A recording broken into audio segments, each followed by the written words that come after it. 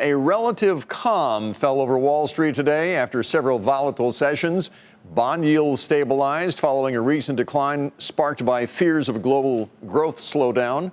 But those concerns, while still there, took a back seat today, at least during the trading session. The result was very modest gains for the major averages.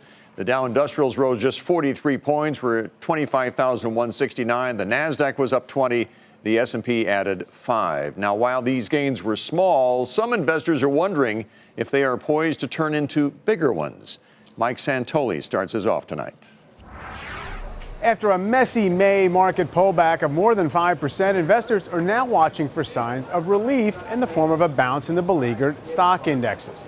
The makings of such a bounce are starting to appear along the technical, sentiment, and seasonal fronts. The market has begun flashing signals that it is, quote, oversold, which simply means the indexes and the vast majority of individual stocks have fallen far below their recent trend and appear somewhat stretched to the downside. Though not near the severe extremes of December, when the S&P 500 sank 20% over 3 months, the current readings are in the range of where bounces have tended to occur. The action in Treasury bonds has been crucial to equities as well, with the latest rush lower in the 10-year Treasury yield to a 20-month low beneath 2.3%, raising fears about the global growth and inflation outlooks, sapping enthusiasm for stocks. In the same way that stocks have appeared oversold, Treasuries are looking overbought, suggesting any backup in yields would offer some relief to equities. On the sentiment front, surveys of both individual and professional investors also show increasing pessimism, another ingredient for at least a reflex bounce in those indexes. On the seasonal side, stocks had a very strong 4-month gain to start the year, with the S&P 500 peaking on April 30th.